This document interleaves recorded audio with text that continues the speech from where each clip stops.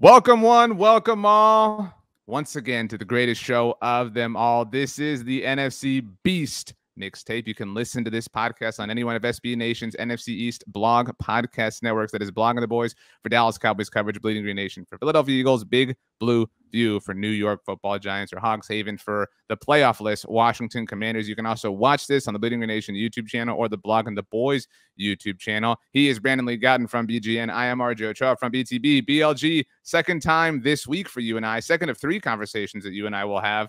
We should do this more often. How do we keep meeting like this?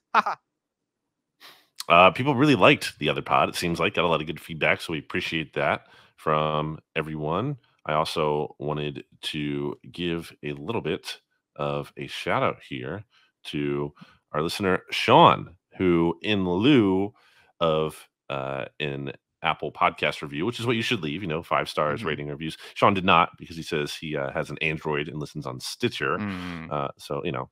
But he says he's an avid listener to all BGN content, but the mixtape is definitely a ritual listen every week leading up to the NFC's games. Admittedly, born an Eagles fan, but always look to me and RJ for an overall assessment of how the NFC's teams are performing outside of the Eagles-Dallas matchups, for which I think RJ, despite his protesting, is a bit of a quote-unquote homer.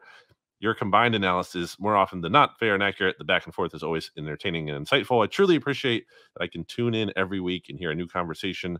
The mixtape is only behind BGN Radio with Jimmy Kempski and my weekly listens. Also, love the look ahead on the SB Nation NFL show. 5 stars every time. Appreciate everything y'all do. Fly, Eagles, fly. That is from, again, Sean. Thank you very much, Sean. And we don't say this often enough, but I think one of the best things about where we work is that we can be homers, right? Like that's one of the coolest aspects of our job. It is our job. To let the homer flag fly. Out of that homerism was born the NFC East mixtape. There are a lot of people who like the mixtape, so to speak. We got a lot of responses this week to you mentioned. I thought when you said Apple podcast review, I thought you were going to say applesauce. That was a very popular answer to the if you had to eat 5 pounds in an hour question. I get that. Like that is that's thinking and understanding the game. But so like I said, awesome times, whatever, the look ahead. It's not actually called the look ahead. I know that is much to your chagrin. Yes, it is. But people can hear us there later on this week. Earlier, just to kind of tie a bow on things in case somebody missed the first episode of the mixtape this week. This is our second. On the first one, we reviewed the Cowboys and Giants wins from the wild card round, and we touched on this week's upcoming divisional round matchup between the Eagles and the Giants. We had Ed Valentine on from that show, or on that show from Big Blue View. So we have to obviously talk about the Cowboys playoff game. So to do that, we are doing kind of a mini look ahead, even though we will do a normal look ahead this week. I've already had a conversation with this person on a podcast this week. So there's a lot of cross-pollination happening here. We would like to welcome for the first time ever to the NFC East mixtape, Rob Stats Guerrera from Niners Nation and the look ahead. Brandon, I did ask Stats before he and I recorded on the Ocho what he would eat 5 pounds of in an hour. His first answer was celery. No. Why? Because I feel like it'd be the easiest, right? Because nothing to it. It's all water, basically. But you don't want to do that. You're by the whatever piece, you're going to be like, this is horrible. This is a bad decision. I hate celery. Your jaw's going to get sore. That's what I said. I said that physical activity of eating it would be uncomfortable. He did pivot to watermelon, which I suggested, and a lot of people agreed with too. So either one. Wow. Stats, how did you feel listening to us kind of like hyping up the mixtape? You're somebody who kind of notoriously hates on the mixtape behind the scenes. I don't like it here. I'm not going to lie. 49ers against the NFC East in these playoffs. Bring it on. Wow. I hadn't totally realized that. There's a bit of a presumption there that the 49ers are going to make it to the NFC Championship game. Obviously, if they do, they will have to play a second NFC East team. What is your ideal path, Stats, before we get into the Cowboys-Niners game? Are you rooting for the Giants on Saturday night? Oh, 100%. Philly was my pick to come out of the NFC before the year started, so I clearly have respect for the Eagles. Yeah, I would take the 49ers against Daniel Jones any day of the week. Also, if the Eagles win the Super Bowl, Stats doesn't have to jump into a lake. Yeah, so you know what? That is... Go ahead, Stats. If the Niners get to the NFC Championship game, I feel like I'm good either way, right? Because either they're going to the Super Bowl or I don't have to jump into a lake, so I can't lose. Very interested. to see how this all plays out. Well, we did talk Eagles Giants. For the record, Stats, who's going to win that game? We'll pick it and discuss it on the look ahead, but just so the NFC's Mixtape audience can get your thoughts. Philly's going to boat race them. It's not even going to be close. So you're laying the 7.5. You're fine. Oh, yeah, I would lay 10. I have no worries about this game at all. Sounds like a lock of the week candidate from Stats. Yeah, I think Philly's going to hammer them. Wow, Stats is notoriously very good at the locks of the week, Brandon. So you should feel very safe about this. Wow. Okay. Well, you're not here to talk Eagles Giants. I don't know why you went down that path, Stats. That's a mistake by you. The Dallas Cowboys will visit the San Francisco 49ers on Sunday afternoon, the nightcap, so to speak, of the divisional round. Brandon, Stats and I did talk about this. We defined this as a 30,000-foot perspective on the Blog on the Boys podcast network. Stats is going to use that audio too over at Niners Nation. So we wanted to get into like some matchup, more related things here on the mixtape. So maybe the first question should come from you, BLG, because you're the independent person here. Well, Stats, you said you're super confident that the 49ers are going to beat the Cowboys. Why is that? I just think that I remember how the 49ers played the Cowboys last year. Nick Bosa missed half of that game with a concussion. I don't know where the Cowboys are better, and the 49ers are clearly better offensively right now than they were last year. So I just don't see why the game would be any different. I don't disagree with the notion that the Niners are better than they were a year ago. This is something Stats and I talked about. I'm way more scared. I wasn't scared at all last year of the matchup. I mean, it was, and I told Rob this. I don't know if you remember, Brandon. The Niners won in Week 18, which set in motion a bunch of different playoff things, and that bumped Dallas up from the 4 seed to the 3 seed, which gave them the matchup of hosting the Niners in the wild card round. And every Cowboys fan was pumped and was like, "Oh hell yeah! Like we get Jimmy Garoppolo, whatever." And then got punched in the mouth. And so every Cowboys fan is afraid on some level. Like there's no Cowboys fan, I think, who thinks like this is going to be a boat racing sort of thing. Everyone has resigned themselves. This is going to be some sort of battle. Nick Bosa, this is maybe the most dominant season he's ever had. Stats. You can tell me if you disagree with that. And the Cowboys offensive line isn't bad, but it's kind of just average. And so it's a really terrifying proposition. And even if you survive on offense, okay, cool. Now you have to go handle Kyle Shanahan's offense yourselves. And I do think the Cowboys defense is more organized, I guess, to answer where they're better. And they're not as dependent on turnovers. They're still getting them, but they're not as dependent on them as they were a year ago. So, okay, so we've had like a very nice conversation on the Ochoa. We had a nice talk. I've just decided this ain't going to be that, okay? I'm going full disrespect mode. That's right. That's what the mixtape is all about. I think this is what's going to happen. Bosa and company are going to get after Dak, and we're going to see league-leading interception Dak Prescott and not Dak Prescott from the Tampa Bay Buccaneers. Because if you ask me, the 49ers defense do a lot of things like Washington's defense. And how did Dak look the last time he played Washington? I think that's a fair point. I don't know, and I'm not I'm not going to be like bravado. Like I'm telling you that right now because it would be stupid. But I will say I don't think it's fair to say like, well, how did Dak play against Washington? I don't think you should throw it away. But it was not their total and complete selves. I mean, we learned that on Monday night, and I think even the Monday provided a little bit of hindsight, obviously, but they were not their total and complete selves even the week before, the Thursday night in Tennessee. I mean, the last time we saw this is a really lame thing. I acknowledge, but I was talking about this on one of the hits I did this week. So Mike McCarthy has rotating captains. I don't know if y'all knew that. Throughout the season, every week it's different players. When the Cowboys played the Eagles, BLJ, I don't know if you knew this. It was Dak Prescott on offense, Micah Parsons on defense, and I think it was CJ Goodwin on special teams. And that is the we're taking it serious lineup, right? Like that is the these would be the captains for the year if you're picking players or whatever. Like shout out to Connor McGovern or whatever who gets to be a captain one random week or whatever. But like that's not like when you're laying it all on the line.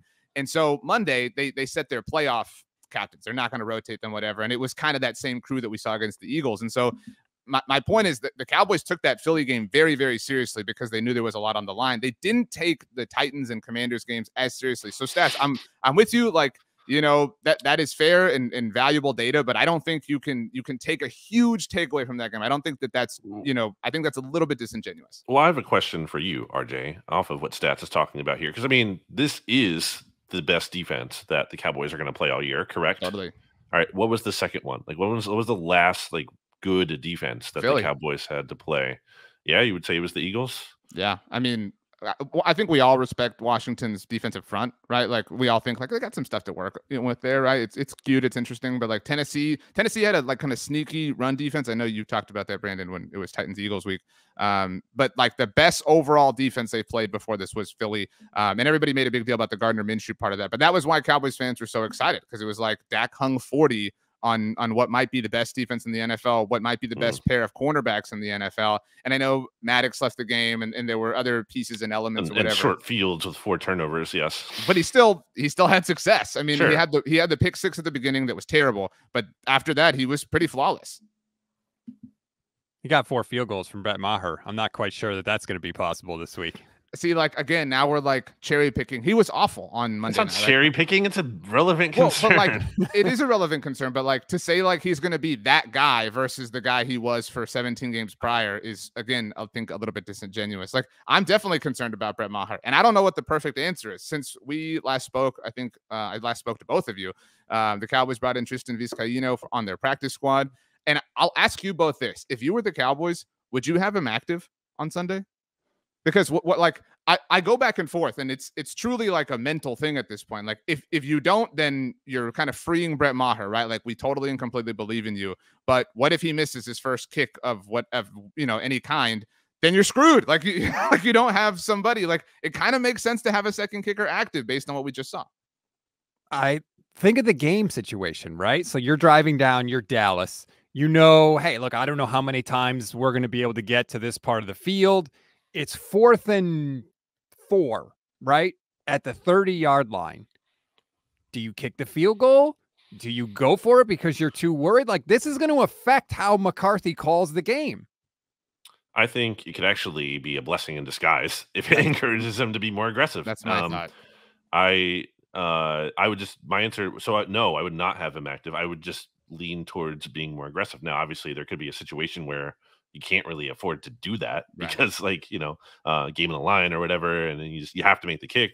But I would just go for it. I mean, I think that's the right answer because look, against this 49ers defense, like how many opportunities are you going to have to necessarily get points? You can't just always assume, in theory, at least going into the matchup, that, we can score again later. Might not be able to. Might make sense to get as many points as you can while you can.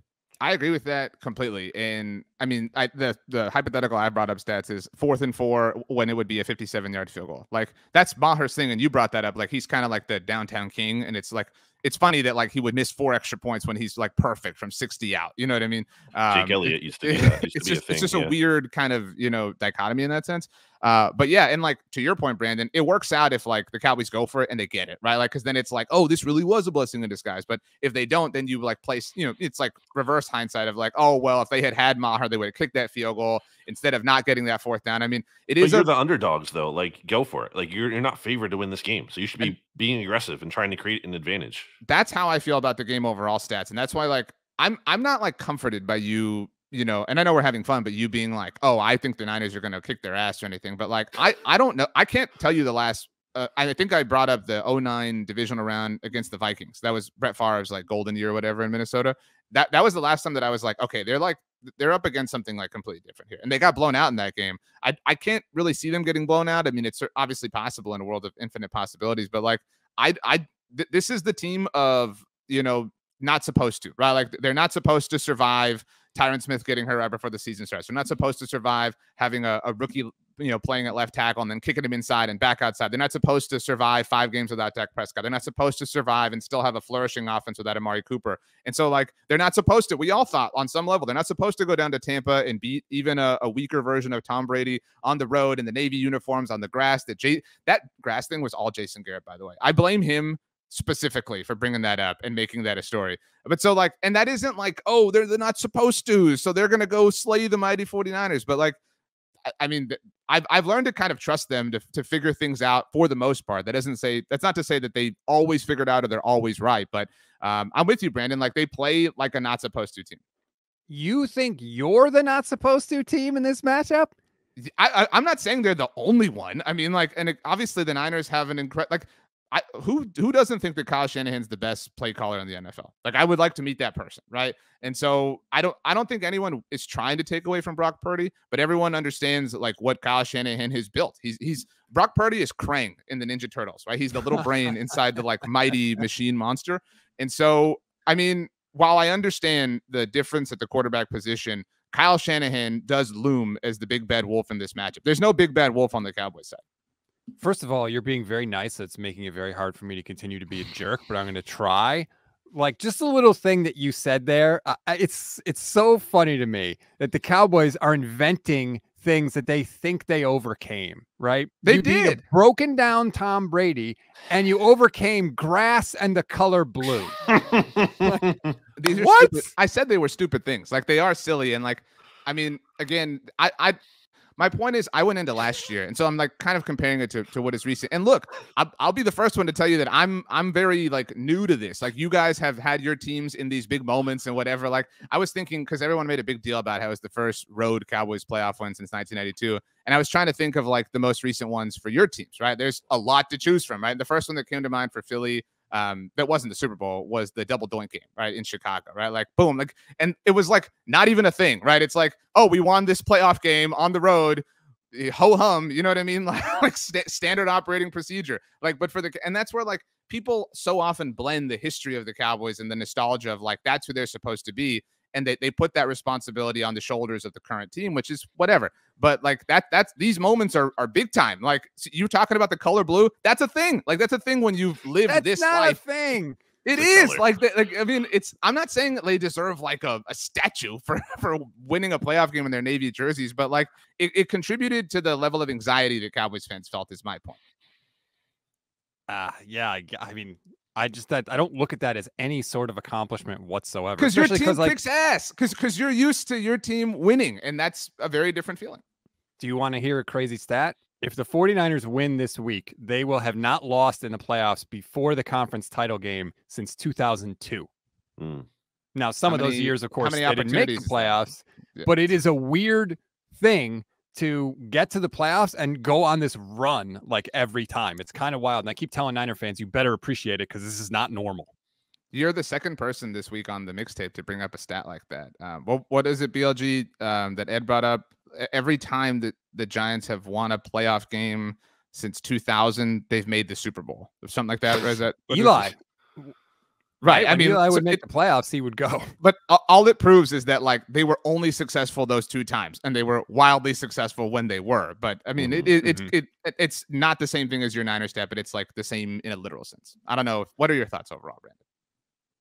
I wanted to ask Stats what his biggest. So you are so confident in the 49ers. Then what's like your biggest concern? You have to be worried about, or like if you're going to be concerned about something, what does concern you? Tony Pollard. He's incredibly explosive. He's clearly the best weapon the 49ers have, just because it's easier to get him the ball than CeeDee Lamb. Like, Dak still has to drop back and have pass protection and all that. You can just hand the ball to Tony Pollard. He is so explosive. He is so much better than Zeke. Like, every time the Cowboys hand the ball to Zeke, I'm going to say thank you. Like, that is a win for the 49ers because it's not in Tony Pollard's hands. If he can keep them ahead of the chains, especially having success on first down, that's going to open up much more options for Dak. The play action game, the deep passing game, which is really where the 49ers are vulnerable. They've given up 8 touchdowns of 50 yards or more this year. That is the most in the NFL. So if Pollard is having success on first down early, then the Niners defense is going to be back on their heels a little bit. And that is not how they are built to succeed. So I agree with you, obviously, that Tony Pollard is amazing and by far the most explosive weapon that the Cowboys have. Do either of you know, or would you guess? Maybe you don't remember stats, but Brandon, how many times did you guess Tony Pollard touched the ball in the wild card matchup last year? I want to say 8 times. Stats, what would you guess? I was going to say 10. 6. And they took a lot of criticism for that. I mean, understandably. So it was a really rough day for the Cowboys in that sense. And Tony Pollard is incredibly explosive, but I think number 2 on this list, and we all understand, is CeeDee Lamb.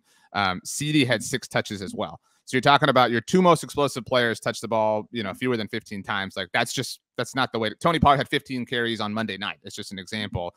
So like I do think there is a sector of football fans that think the Cowboys are going to pound the rock with Zeke, but that's I can tell you that's not who they are. Like they still use Zeke and incorporate Zeke, but he really kind of is just like their short yardage back at this point. And Monday night was proof of that. Like we saw Zeke utilized at different times this season, but on Monday night when it was win or go home, it was Tony Pollard who had the most touches on the team as far as running backs are concerned. Finally. I mean, what has taken so long, really? I mean, he was the 4th overall pick and they fell in love with him and he's like the face of their. I'm not justifying this. I'm just telling you what the answer is. Like the contract they gave him, they had to justify the contract, right? And so and that's where this is an offseason conversation, but it's like, are they going to give a contract to Tony Pollard now after they took all the heat? They're going to say like, well, no, you guys got mad at us for giving a contract to a running back, and so we're not going to give one to Tony Pollard. And it just kind of is what it is. But I will say, Cedric Wilson touched the ball a lot in the wildcard matchup last year, which was really stupid. Although I love Cedric, but Dalton Schultz, if you told me last week, like on Monday morning, like Dalton Schultz would be the leading like target, receiver for the Cowboys in the divisional round against San Francisco, I would have balked at that. I've been like, that's a losing strategy, but he has really kind of come back to life. That is the sort of like underrated offensive weapon the Cowboys have going on is Dalton Schultz. He's had 2 touchdown catches in 2 of his last 3 games. And he and Dak, when they are on, I did a radio hit this morning stats and you'll scoff at this. Somebody said, I think Schultz is going to be the better tight end of the game. I don't think that personally, but I think that I do think he's underrated is my point. That could be, but he's also going to have to go against Fred Warner, which, that's not an easy assignment. And George Kittle scores touchdowns now for the longest time. Imagine that. Holy crap. George Kittle for not scoring touchdowns. Hey, to my credit, I've said that to George Kittle's face. So, I've called him out on it. I don't know that you get credit for that. Well, if you're going to say it, on all our shows, when you get the chance to talk to the person, I think it's only fair if you bring it up. Did you have the jersey behind you when you said it? No, at that time it was a Gore jersey. Right. I remember that. Interesting. Brandon, I have a question for you. Former Eagle. Oh, that's true. What a weird 2 weeks, whatever it was. 10 minutes Brandon, or whatever. My question to you, we talk a lot about seeing a path. What is the path to victory for each of these teams? Because Stats and I are clearly biased in this respect. So like, what is the path for San Francisco? What is the path for Dallas? I mean, the same Dak who showed up to Tampa, clearly has to show up again here in San Francisco, or where is it again? Santa Clara, baby. Santa Clara. Yeah, dumb. Anyway, I mean, it's very strange that it's so far to me. And that's something that's not unique to just 49ers, but also literally every other team in the NFC. All right, Phillies Stadium is in Philadelphia. We're talking about seeing a path for these 2 teams. Anyway, I think that the same Dak has to show up. That's clear. For the 49ers, I mean, I don't really know what their weakness is. I mean, Stats, I've been wanting to pose this question to you. Like, when was the last, I guess, a really good 49ers win this season? Like an impressive kind of resume boasting. That's not a term. But what's the best? Yeah, boosting. What's the best win you think? Like, if you can take one win to be really happy about and brag about, which one would you pick? I mean, they've scored at least 37 points in the last 4 games, which I think is pretty damn impressive. If you want to give me an opponent that was like really impressive that they beat. That like a mantle, really quality win. Something you put on your mantle. They torched the Dolphins, who at the time were playing great. And not only did they torch the Dolphins, that's the game Jimmy Garoppolo got hurt, and Brock Purdy played 90% of the snaps. And he came in with no reps with the first team, not knowing, anything really. And they beat Miami 33-17. They crushed them, and that was with Tua. Okay. That's a fair answer. I think they kind of were faltering a little bit, or started to afterwards, and maybe, give the 49ers credit for making them do that. But point being is, I'm not saying the 49ers are frauds, because I think what they've done is incredibly impressive. I'm also a big D'Amico Ryans fan. But I just, I'm looking at their schedule here, and it's not like they are like chock full of, wow, they beat this team. And then part of that is just playing in the NFC. There aren't a lot of amazing teams to play, and they didn't play the Eagles or the Cowboys in the regular season, who are 2 of the more legitimate teams in this conference. So not blaming them, but I guess if that's one thing, maybe, is that it's not so much path to victory as much as like maybe we're overrating the 49ers a little bit based on what they've done. And to me, like, I'm not really the beating the Seahawks to me wasn't like, wow, they beat the Seahawks. That's incredible. I thought in both games the 49ers played the Seahawks this year. They weren't even close. And the Seahawks really fell apart, I think, at the end of the season. They had an impressive run earlier in the season. So that wasn't like shocking to me. Great win and really impressive that they were able to dominate them in the end, despite the fact that they looked like they were down at one point, 17-16. But now I'm just rambling. I don't know. Well, first they beat the Seahawks when the Seahawks are playing well in week 2, 27-7. Sure. So we beat them when they were playing great, and we beat them when they were faltering, as you put it. We dominated in week 2, just for full context. So without Dak Prescott. My question about the schedule thing, and I agree, like you can look at the 49ers schedule and call it into question.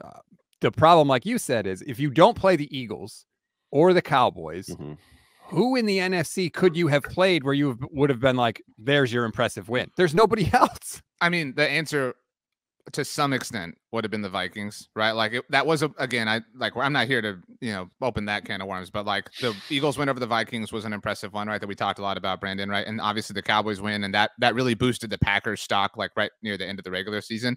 And the Giants, I think would have been, I mean, it wouldn't have been at the time, but like now looking back, like it's really impressive to say the Cowboys swept the Giants, right? Like as an example, just because of what they've done. But yeah, like is anybody like, at the time, I felt like the shutout of the Saints was impressive for the 49ers. But again, it was kind of like, well, like you can kind of everything. It was away. A 13-0 too.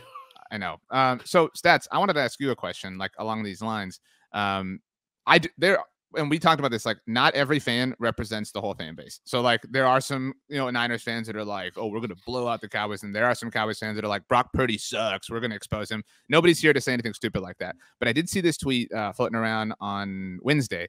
And it was about the Purdy era specifically. And obviously it's been incredible in the story and Shanahan, we know all the stuff. But it was about the defenses that and where they rank from an EPA perspective, both from a pass and run perspective. But overall, these are the total EPA per play ranks for the defenses that the Niners have beat with Brock Purdy. Miami, and I'm not taking anything away from that game, but the fact that like there was a change, right? It's a little weird, right? It's not like a week of preparation for that, but still they crushed them. Good for them. But Miami ranked 24th defensively from an EPA per play standpoint. Tampa Bay 11th, and they crushed them. Seattle 26th. Washington 5th. We sat here and like you said, we threw some flowers their way. Las Vegas 30th. Arizona 20th. Seattle 26th. Meanwhile, the Cowboys rank 2nd and the Eagles rank 4th, if it does come to that, obviously, for the Niners. Is there any concern? Not that the Niners haven't played a great team like BLG was kind of dancing around, but that Brock Purdy hasn't played a great defense specifically.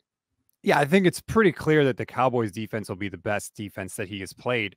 But look at the scores of the games you're talking about, right? He's not just eking by. Right. These aren't 13-0 victories that Brock has had. They are crushing teams, which is what you should do if you're a good team against a bad defense. So even if you want to say maybe the Niners will score 10 less points than they usually score, that still puts them at about 28 points in the game, which is certainly enough to win with. So I agree that there could be a little regression there, a little return to earth, but with the way that they have been going, that's still going to be certainly enough to win any game with the defense that they have. Do you think, you said this is probably the best defense that the Niners are going to play. Do you think this is the best team? Actually, I have two questions. Do you think this is the best team they're going to have played all year? And do you think this is the best quarterback that they're going to have played all year? No, because they played the Chiefs earlier. Oh, okay. Then second best. Obviously, Mahomes is Mahomes. Yeah. Most complete headline. Team. RJ thinks Dak is better than Mahomes. I would say the most complete team for sure. Like the Chiefs defense is nowhere near the Cowboys defense. They play Justin Herbert, who can put up points. The Dolphins were putting up points at the time. So like they've played teams with one good unit, but I would say the Cowboys, and then if it gets to that point, the Eagles would definitely be the two most complete teams the Niners have played. Interesting. Brandon. Stats and RJ. What's the injury situation with each team? I want to get the inside intel here.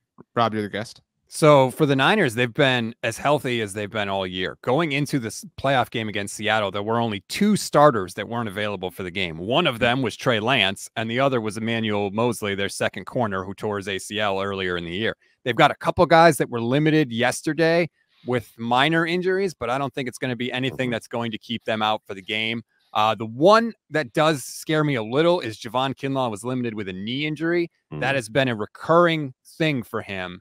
He's had a ton of problems with it. Kyle Shanahan literally said this week he didn't think he was going to be able to come back and play at all this year. So to see him limited again with a knee injury is a little concerning because he's really a guy that takes up a bunch of space in the middle of that defensive line. If he's not there, that's going to be a lot easier for Tony Pollard, who, like I said earlier, is the thing that scares me about the Cowboys. On the Cowboys side, everyone is, relatively healthy, right? Like, and by that I mean like looking like they're going to play. The only one is Jason Peters, and if you define him as a starter, that's up to you. I will say the Cowboys did start him on Monday night, which was strange, and they started him at left tackle, and they've again had kind of a rotational system happening all season because of the Tyron Smith thing.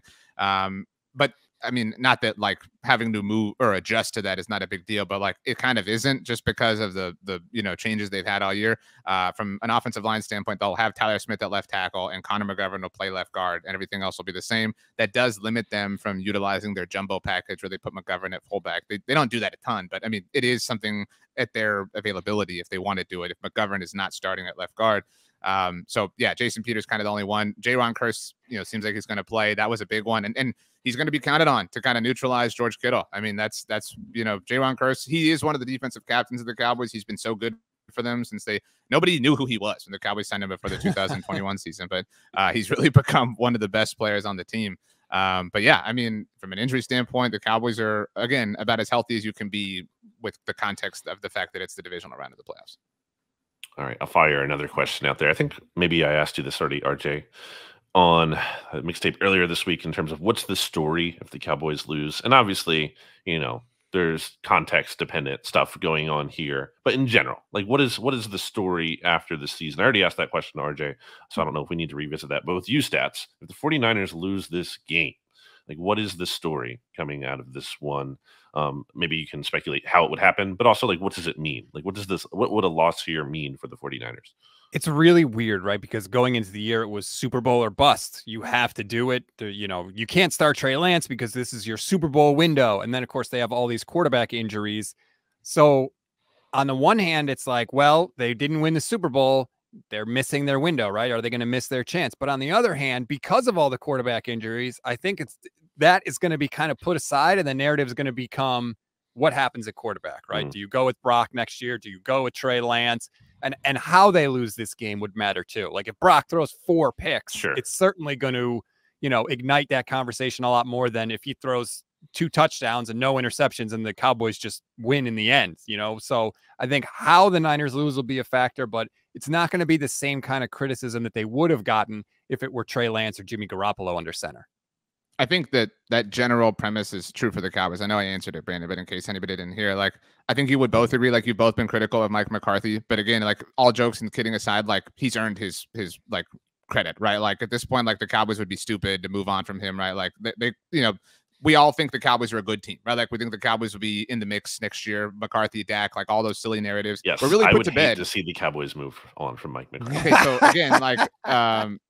again, but you get my point. Like that was the story, like entering the season, and like he has really dispelled that, and Dak has really dispelled it, and the fact that they've survived amid injuries, that is something that like the Niners do, right? Like, oh man, like the quarterback we traded heaven and earth for, like went down to injury, like that would doom a lot of teams. That has doomed the Cowboys in the past, but like I don't know that I've ever told you this stats in Mike McCarthy's opening press conference when he was hired by the Cowboys, the same one where he said he didn't actually watch all the games and all that stuff. He was asked what team he specifically or like really enjoyed watching throughout that 2019 season that he obviously sat out. And his answer, he said, I love Kyle Shanahan and the Niners. And so it is funny that, like they went to the Super Bowl, right? Like, whoa, big la-di-da. Like you liked one of the best teams in the NFL. But so it is funny that like Shanahan would be the team who beat him last year, obviously in the wild card round, and that it would come to this, like that they would meet twice. Obviously in Dallas, there's only 2 playoff berths under him. So I'm not saying he's become Kyle Shanahan, like, and I'm not trying to diminish Shanahan. Mike McCarthy's won a Super Bowl, whatever. But I mean, I do think he's earned his place, and I think he's done what a lot of people thought he couldn't do with Dallas, and he's turned the ship around. Does anybody think the Cowboys win the way they did on Monday night with Jason Garrett? And again, I'm not giving Mike McCarthy credit for not being Jason Garrett, but like he has gotten the team to a place that a lot of people haven't in the past. That is true. But I want to go back to your other point. I feel like the Cowboys wear 49ers pajamas a little bit. Like they're trying to be the 49ers. They are. The 49ers are the 49ers. Dude, and I don't know.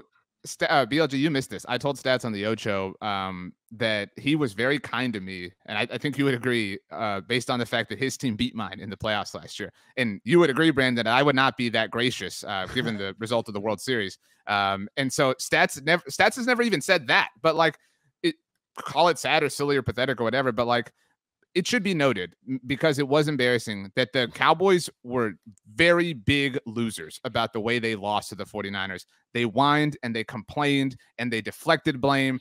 We all talked about it, and Dak had the low moment of celebrating. Yeah, I mean, it was the lowest throwing trash at the refs. It was the lowest moment of Dak Prescott's football career, and it was the lowest moment that the Cowboys have had in a very long time. And they committed themselves to not being that team anymore. They were soft. They were frauds. And the Niners exposed them. And they, to your point, Stats, they said, we want to be like that. We want to be some glass eaters. And that was who they committed themselves to becoming. And I think that, identity is what has gotten them to this point. I don't know that it's enough to beat the inspiration for it, to your point, but they were truly inspired by the 49ers to become like them. BLG, let me ask you a question, because I think I know what RJ would say, but I'll ask you as the somewhat impartial observer. Yes, very impartial. I think that much is clear, right? You have no bias against the Cowboys whatsoever. I totally forgot the question I was about to ask. I thought you were gonna. I was excited. Yeah, that was super. That was a really big. We're not a great question. We're not editing this out, Stats. So no, we're keeping that in. Oh my goodness. I even looked away, like, because I thought I was like, oh, Stats about to ask this like badass question. But yeah, I was like, that pause was like awesome. I was like, holy crap, this is a good question. What were you just talking about, RJ? Damn it! The Niners like being the inspiration for the Cowboys, and like how they were kind of forged in that, and they became that. I don't know if it's enough to become that. Something because it was impartial. I totally lost. I thought you were going to ask BLG like what it would be like if somebody tried to become the Eagles, or if the Eagles are trying to become. That was what. I got it. There it is. He's got it. I saw the clip of Dak on the Monday night, the go for bleeping 2. Right. Yeah. And it made me think, because Dak he's very savvy, he's very smart and very aware in his career. That's why the refs and the garbage thing was such a jarring thing for him to say. I feel like Dak recognizes the moment, and I think he's feeling the pressure a little bit of like, I'm the Dallas Cowboys quarterback. We haven't done it. Everyone's talking trash about us. Everyone's talking trash about me specifically, especially in the playoffs. And I don't want to get knocked out of the playoffs again because of some stupid kicker. I think that, to me, showed that he's feeling the heat a little bit. Would you agree? So Dak is okay with other people, throwing trash, but he's not okay when the trash is coming his way. Interesting. I do think there's something to that, and there should be, right? Because Dak, prior to Monday night, had only won one playoff game, and it was against the Seahawks. And RJ is going to love what I'm about to bring up. And they were not the Seahawks were, for some reason, not trying to win that game because they refused to pass the ball. I've had this conversation for 4 years. I have no you're not hurting me, so I don't know. I'm not hurting you. I'm just saying you hate when I bring, or probably annoyed when I bring it up. That was just like the most perplexing game I've ever watched. Anyway, and now they beat the Bucks, but okay, people are gonna be like, oh, it's just the Bucks. It's Tom Brady. They were below 500. They finished 8-10, and there were 6 teams that had that had a worse point differential than they were not a good team. They should not have been having a home game in the playoffs. But now is the chance to go out. And it's the opportunity to beat the team that ended your season in it's like redemption. That's what this season is all leading up to. And if you lose, like I said on the mixtape earlier this week, it's very much, is this team's ceiling? Like we can maybe win a playoff game, but then we're just going to get beat by the 49ers. Stats just disappear. Left for a second. We're going to keep that. Again, we're going to keep all this in. Okay. Is he okay? Did he have to go? I don't think he had to go. What if he just got bored and just left the show? He hasn't sent me a Slack message, so maybe his connection went out. I thought he was moving. I didn't think he disconnected. While we're waiting for him to come back, how embarrassing was it that he forgot his question? I do that all the time. I'm really good at remembering things long term. I have a really good memory and weird specific details.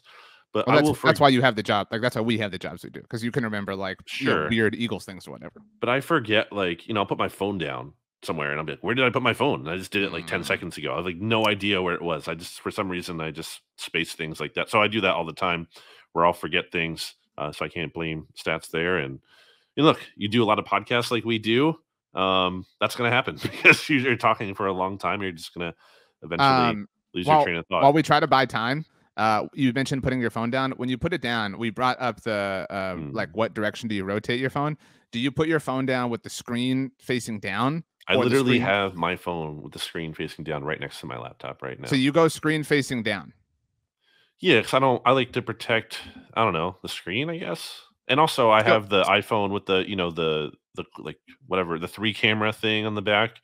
Right. So that kind of bumps out a little bit, and it's not, if you lay it down on that side, it's not. Then it's like kind of like topsy-turvy, whatever. Yeah, it could move a little bit more, whereas when I put it the face down, it's more secure. It's not going to like move or shake anyway. Yeah.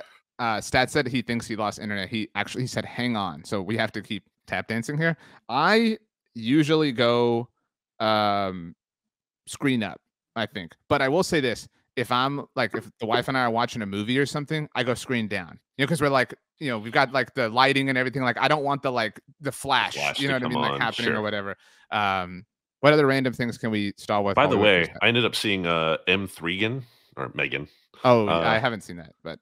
I'm not going to spoil anything. But what is up with people talking in the theater? Is that like something people just do now? Have you gone anywhere? Like, I feel like I don't go to a ton of movies. Seinfeld-ish, by the way, like, what is up with people talking in the theater? I did. But it's true. I've gone twice in the past, I don't know, maybe month, which is a lot for me. Usually I go to the movies like maybe, I don't know, 4 or 5 times a year. Not a ton. They're too long.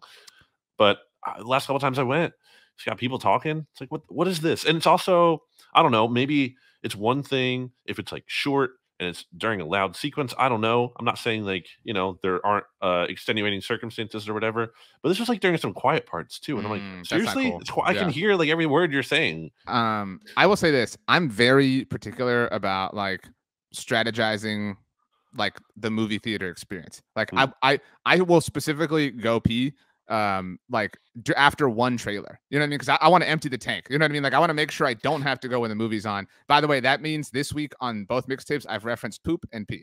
What is going on here? So that's that. I was thinking about this along these lines because we do have to keep tap dancing, obviously. I think the last movie I saw in theaters was Avengers Endgame. I'm pretty certain. Wow. I haven't been since the pandemic began. Sure. And just like at this point, like don't want to come in or like I don't feel the need to go to a movie. RJ's typing something to Stats. Well, Stats sent me a message, said black screens and silence. That could be like an album name. Yeah, that's good. Which band? You're referring like you have like a lot of deep cut, like angsty. I feel like alternative stuff you'll mention on. Like you bring up like Dashboard Confessional, Vindicated, great song. Great song. I mean, I remember that song more because of the movie, though, because Spider-Man 2. Like, I'm not a big like Dashboard fan. What was the other big one they had? Hands Down? Hands Down's the song. Hands Down's probably the biggest one. Good one. I think I sent you an Instagram message once when you were. I don't know if you posted on your story. Was it Coheed and Cambria? Yes. Yeah, they're famously my Twitter header. Right. The Suffering is one of my all-time favorite songs.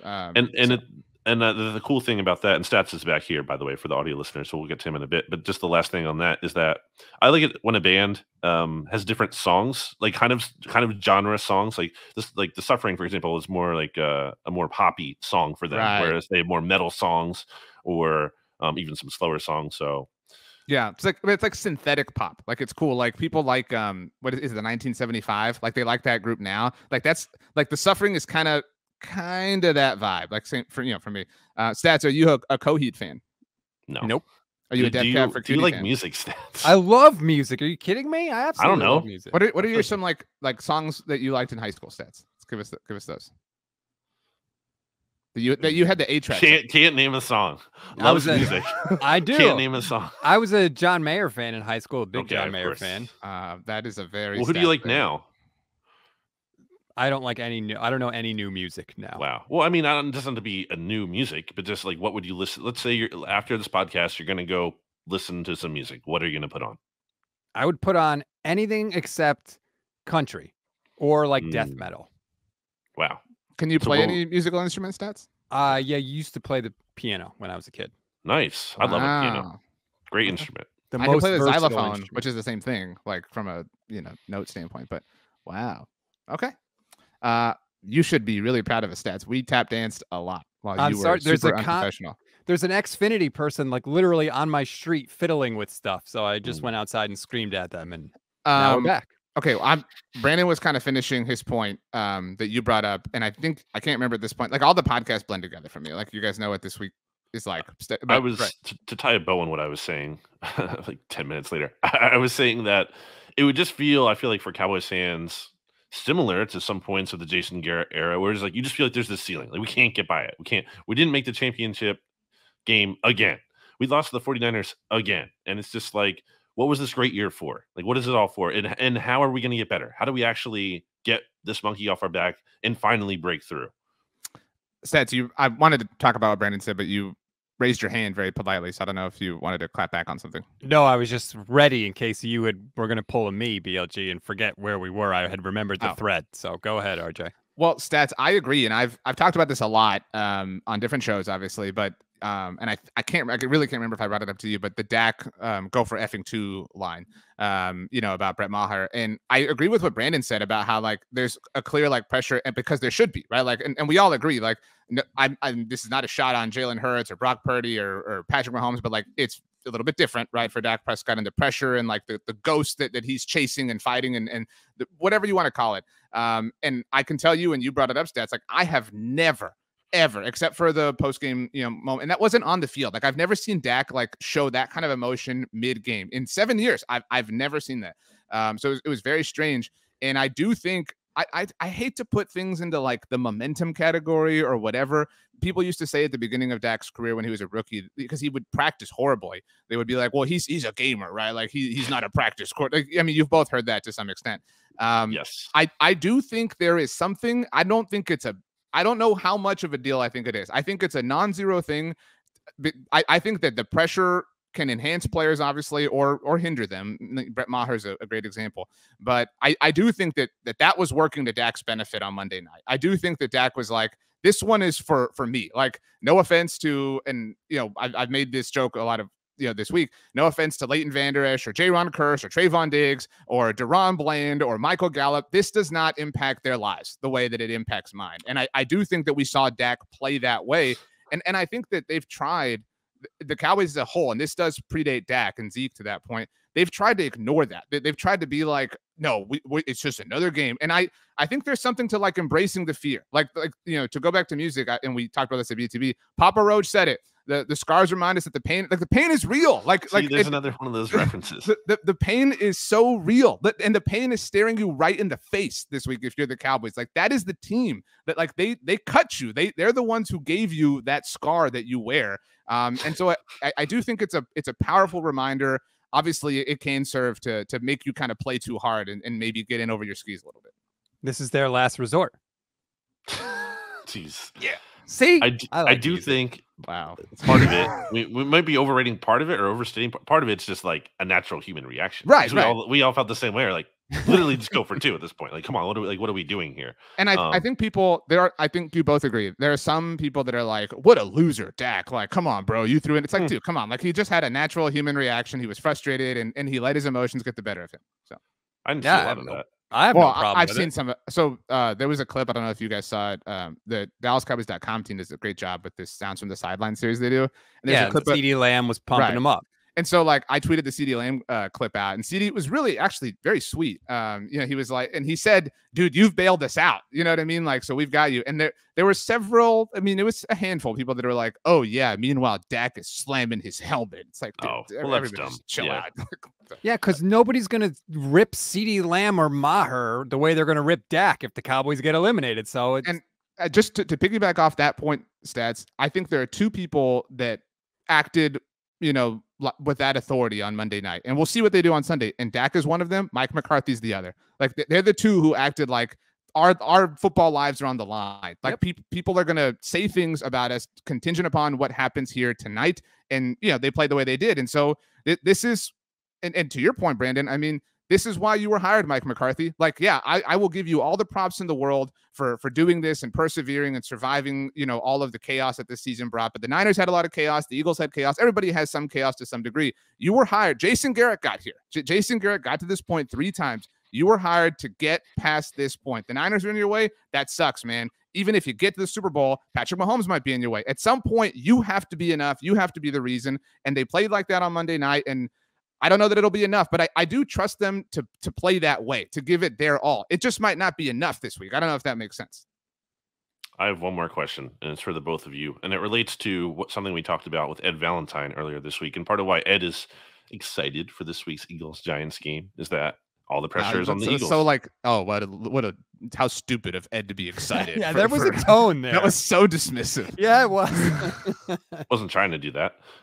Sorry, but part of the reason he said he's so excited is that, well, I think part of it is a little funny because it's like when you're the underdogs, yes, you have less pressure, but also you're not as good. So there, it goes hand in hand. But anyway, getting to the spirit of the question, Ed was saying, all the pressure is on the Eagles, and certainly that's true. The Giants are playing with house money.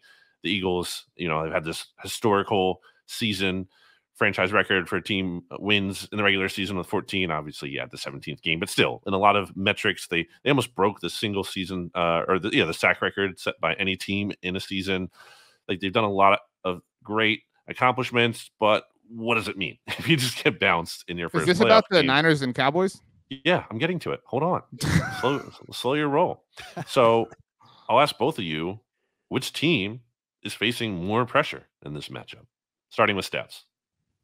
It's weird to say, but I think it's the Cowboys because of the Brock Purdy thing. Like, who's going to rip on the 49ers for not getting to the NFC Championship with their third-string rookie quarterback who was the last pick in the draft? Like, are you really going to bang on them? If it was Jimmy Garoppolo or Trey Lance, I think it would be the Niners by far. But now I think it's the Cowboys because of everything we just talked about. Kyle Shanahan ain't getting fired if the Cowboys lose. Mike McCarthy might. Oh, stats. Come on. I think it's a slim chance. And for the record, I don't think he deserves to get fired. But you can't rule it out, RJ, especially with Sean Payton sitting there. If they lost, like, let's say 42-0, there's zero chance he gets fired. Okay, if the Eagles lost 60-0 to the Giants, does Nick Sirianni get fired? No, he wouldn't, because he went 14-3. Okay, and also there isn't Sean Payton looming out there the way he is for the Cowboys. The Sean Payton, like, that's why I don't think that. I don't know. I think you can define pressure a different way. I think that's fair stats, right? Like, the Cowboys have the better quarterback, right? Like, some would argue they have the better defensive player. Like, that is where, like, I think the votes are truly split, right? Like, if you ranked every single element of this game, like, the most contentious one would be like Nick Bosa versus Micah Parsons, right? I would. It does feel very flipped for me versus a year ago. And even the way you and I are acting stats, and not that has anything to do with the game, but like you said on the Ochoa, you were like, I don't have any like real doubt. Like, I'm very confident that the Niners. What was the stats or the stat that you brought up stats? Can you tell Brandon about the 17 plays or that was so stupid. I know I asked you for it. The Niners there were 17 plays last week where the Niners had their base personnel on the field. And I'm talking Debo, Ayuk, Kittle, Christian McCaffrey, and Kyle Juszczyk. In those 17 plays, the Niners averaged more than 15 yards per play. And that's why I do think the pressure, from my perspective, obviously, is on the Niners, because it's like, okay, cool, they have Brock. Exactly what I wanted. But it's like, okay, like, I do think a lot, not everyone, obviously, but I think a lot of people are like, okay, cool, they have Brock Purdy, but look at Kyle Shanahan's system. BLG, you said, like, I can't really find the weakness on this team. Like, that's how a lot of people tend to feel. The Niners are literally the favorites, right? You look at any kind of picks. I don't know what the SB Nation picks are going to look like yet, but I'm assuming you both are picking the Niners to win. I mean, so like, I think, the Cowboys are, in that literal technical sense, the underdog. They're going to San Francisco to face their daddies, the team who beat them last year, who beat them into submission, who forced them to acknowledge that they were frauds, and who beat them so badly that the Cowboys wanted to become them. Like, I mean, how they own them. Like, you know what I mean? They own them in that sense. And so, everybody's like, oh, the Niners have 2 days of extra rest and all these stupid little things. So I think the Niners are under a teeny bit more pressure. I don't think it's massive. I would say it's like 51-49, maybe 52-48. Yeah, I think they're both under pressure, to give my answer, but I actually do think the 49ers are under more pressure. I mean, when you're a team that's won 10 games going into the postseason, and 11. now going into the postseason, and now 11 here, and you have the best betting odds now. They've overtaken the Eagles in the NFC, and I think just even from like a vibe, like any kind of podcast you listen to, like the SB Nation NFL show or whatever kind of national coverage, I think most people would agree And if you're going to rank the teams right now, I think most people would put the 49ers ahead of the Eagles. I think everyone views them as the top team in the NFC. So I think there's a lot of pressure on them to be this team that everyone thinks they are. Whereas the Cowboys, again, there's still pressure. Don't get me wrong, but I just think it's less than San Francisco's. I also think, and Stats, I don't know how much you agree with this, but there was something to like when the Niners walked out to the field last year, out of the locker room with the boombox and everything like that. Like in the moment, because I was so caught up, I was like, this is stupid. But like looking back, it was like that was it. like you know what I mean? Like it was over. Like they knew they were the better team, but they knew it like quietly to themselves. You know what I mean? Like, and it feels like, and again, like I'm not trying to like make things out of nothing, but it feels like now they're like, everyone acknowledge us. You know what I mean? Like, so there is like a more external pressure in that sense. Like it was an ass kicking that they handed the Cowboys. And now they're like, yeah, we're going to do it again. It felt like they were more comfortable working in the dark a year ago. I think Crawling in the Dark's a great song by Hoobastank, by the way. So is The Reason. It's true. There was a moment in the game against the Cowboys last year. It was early, and I forget who the defender was, but they lined up and they were like, we're going to drill Deebo Samuel and we're going to show the 49ers that we're here. And they lined up and boom, they hit Deebo and he didn't even fall down. He took like a step backwards and he was just like, what's up? I think the Cowboys are going to try to do that again on Sunday. I really do, because of all the stuff you've been talking about. And it'll be interesting to see, you know, if the same thing happens or if they do punch the 49ers in the mouth early. I think these are two really united teams. I saw Kyle tweeted about this during the Seahawks game about, like, I don't remember what the data was, but like after the dirty play, the like rolling of Deebo's ankle, it was like 100-0. Like basically like it was like complete and total domination from that point.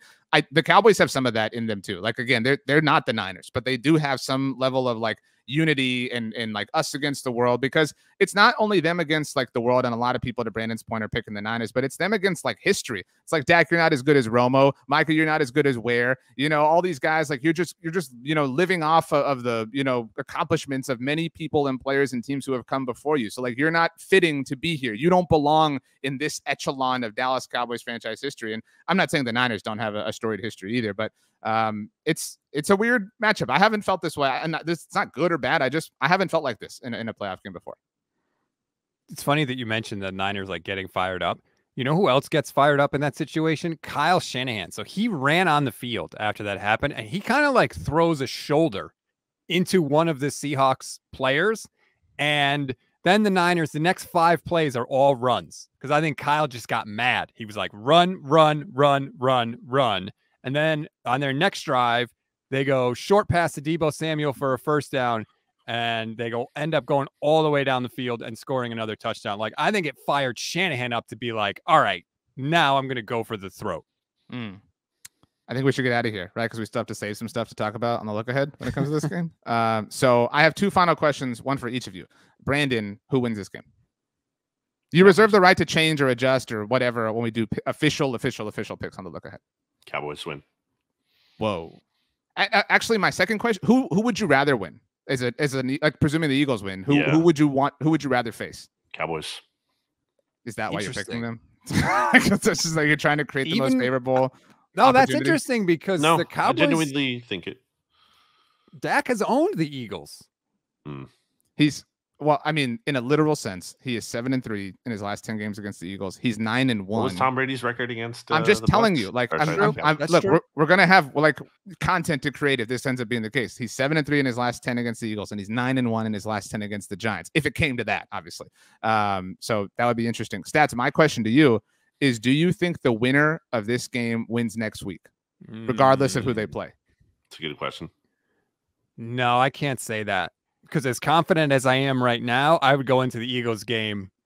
Well, and obviously there's some like necessary context that we don't have, right? Like how they looked or who looked or injuries, whatever the case. But in a general sense, like trusting the teams as you know them to be today. And knowing that the team they play next week will also have, not that this is everything, but they'll also have a rest advantage. Yeah, I would be surprised if the 49ers lost this week. I would not be surprised if they lost to the Eagles. So I have to say no. Would you take the winner of this game against the Giants, though, outright? Yes, 100%. Okay. I think anyone would. Okay, so you're saying, just so we're all like cool, I mean, you know, we're friends, we'll keep talking, but we all think that Cowboys, Niners would both beat the Giants. We all think all three of these teams would beat the Giants. Yeah. But we all agree that Cowboys or Niners against the Eagles is a bit more of a coin flip. Agreed. I think Eagles beat the Cowboys. I don't know how to feel about the 49ers. I just think specifically how that defense matches up against the Eagles offense is a big question mark. But if you're not sure how the Eagles would play against the 49ers, why do you think the Cowboys are going to beat the 49ers? Because I think that actually, yeah, that's the question. Why do you, because you picked them, why do you think the Cowboys are going to beat the Niners? What's my biggest reason for anything that I do in life? What is oh my gosh, he's one word? Vibes. It's all vibes, baby. What are the vibes then? Who's got better vibes than the Niners? What are the positive and negative vibes here? It's tough. The vibes are, look, this is why I am paid the big bucks to read these kind of things, to analyze these kind of vibes. It's not easy, but I think they both have some going in their favor. I just think, again, coming back to the pressure of it all, it's very unique compared to years past, where I think the Cowboys just have had so much pressure on them, and going into any given matchup, it was always them. And I think this is a rare time where they don't have that working against them. I've mentioned this before, and put whatever stock in it you want to, but I don't know who brought this up. It was somebody who tweeted it at me a long time ago when the Cowboys clinched their playoff berth this year. Like, I think the reason there's been so much pressure on the Cowboys in the past is because they haven't been like a playoff team consistently, right? It's so like every opportunity has like therefore been a little bit more precious, right? Because it's like, man, they're probably not going to be able to, like, that's their thing, right? They can't get back next year, so you have to do it now, which is what again, kind of like, I don't know if you agree that kind of adds to the feeling of like, it's not house money, but it's like, okay, now you're just like a team, like you're a team who normally does this, and like maybe this is your time to kind of break through there. Like, I don't know, I'm curious for your thoughts. Well, maybe I'm too guilty of being the hero of our own narrative here, but I also just feel like, can't you envision the world where we get the Eagles-Cowboys rubber match where Jalen Hurts and Dak Prescott finally actually get to play each other this year after the first two games? Like, doesn't that feel like, oh yeah, we're definitely getting that? Like, of course that's going to at least once it happens, I'll be like, oh, of course this happened, because this is going to settle it once and for all. Yeah, I can talk myself into like the of course for any of these permutations. Like, I can even talk myself into like, oh, of course it would be like Niners Giants, right? Like the big bad wolf and well, like, I mean, again, if we're talking about the story, it's like the mighty Niners against the like underdog Giants, right? Like they're the little Giants against the big bad 49ers. Here's how you talk yourself into that. The Niners could potentially be on an incredible redemption playoff tour, right? Ooh. First playoff game, the Seahawks, who of course beat them in 2013 and the big rivalry there. Oh, now they've got the Cowboys. The Cowboys, who of course the 49ers biggest rival forever. You've got that. Then it's possible the Niners play the Giants in the NFC Championship game. That would be redemption for 2011 and for stopping the three-peat. Yeah. And then even if you take it further, they could potentially play the Chiefs in the Super Bowl, who of course beat them in 2019. So like, you're talking about in a single playoffs, healing a lot of wounds if it were to happen, which admittedly, that's skipping ahead. That's where the Ahmad Bradshaw non-fumble is just the worst call in NFL history. It's the worst call. It's just, the whistle could not have been blown any faster ever in any kind of play ever, just to say, oh, that wasn't a fumble. Are you kidding me? That's absolutely a fumble. To get back to kind of like what became the main point that we discussed, like pressure. I'm very curious to because I think any matchup the Eagles are in, the pressure is on them based on like the way they've played this season. And so I'm very curious to see, like, because to Stats' point, like there would be some like non-pressure on the Niners if it was like Niners Chiefs or something like that, or even Niners Bills, I think would kind of work out that way. The redemption, and like I thought about it because like the Cowboys are on their like own redemption tour, right? They got Brady. They had never beaten him before, right? The Niners are literally the team who beat them last year. I don't think there's any redemption that the Cowboys could have against the Eagles, because redemption implies there's like a one-sided thing. The Cowboys and Eagles has been fairly like even Steven for the most part in the regular season, but the redemption, if you want to go your route, Stats, would be 2007, right? Like, Giants come to town, they knock off one of the better teams in Cowboys history. But like, what is I know this was Cowboys Niners, but I'll ask you, Stats, what is the redemption angle for the Eagles? Like they're the sitting favorite. They're the ones who have to prove this, right?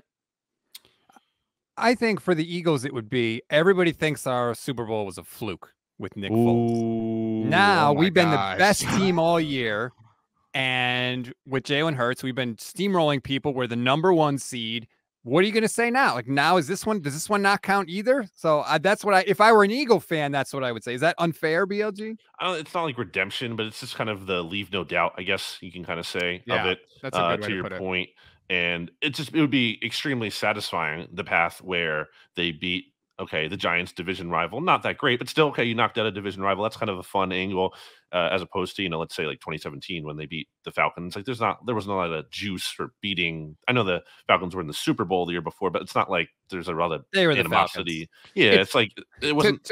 To your point, if you get to the Super Bowl by beating 2 division rivals, like you can forever say that. You know what I mean? Like remember 2022 when we beat the division rivals, like 3 teams made the playoffs and we beat them both, like on the way. And then beat your former head coach potentially, and Andy Reid and Mahomes. I thought you were going to go Doug Peterson. Or Doug Peterson, yeah.